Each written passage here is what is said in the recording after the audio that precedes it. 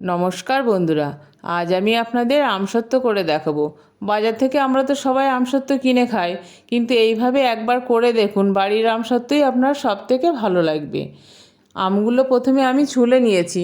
এই আমগুলো কাঁচা ছিল, দেখুন পেকে যাচ্ছে, সেই জন্য আমি এগুলোকে আমসত্ত্ব করে ফেলবো।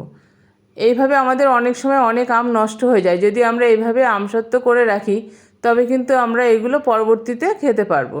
আমি একটু লবণ দিয়ে সিদ্ধ করে নিচ্ছি, নিয়ে কড়াইতে দিয়ে আমি একটু টানিয়ে নেব। দেখুন, এবার আমি এর মধ্যে সামান্য চিনি দেবো।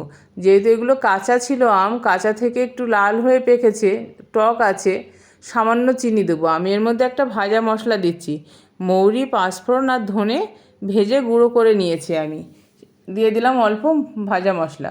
এবার আমি একটা থালার মধ্যে দিয়ে 10-15 দিন রোদ্দুরে দিয়ে নেব।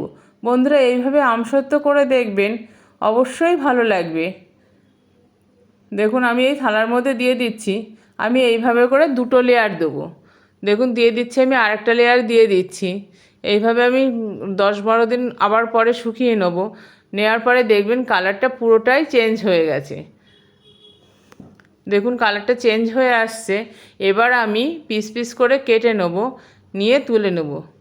বন্ধুরা, এভাবে করে দেখবেন, যদি ভালো লাগে অবশ্যই করবেন। লাইক সাবস্ক্রাইব করতে ভুলবেন না। দেখুন, দুটো লেয়ার দিয়েছি, পুরো বোঝা যাচ্ছে। এইভাবে করবেন বন্ধুরা। ভালো লাগলে অবশ্যই আপনাদের মতামত জানাবেন। আপনাদের মতামতের জন্য আমি অপেক্ষা করে আছি। দেখুন, এই প্লাস্টিকে মুড়ে রাখলে একদম দোকান থেকে কেনার মতো। আর এইভাবে আপনি পিস পিস করে কেটে আপনি রেখে দিন, সারা বছর সংরক্ষণ করে রাখতে পারবেন।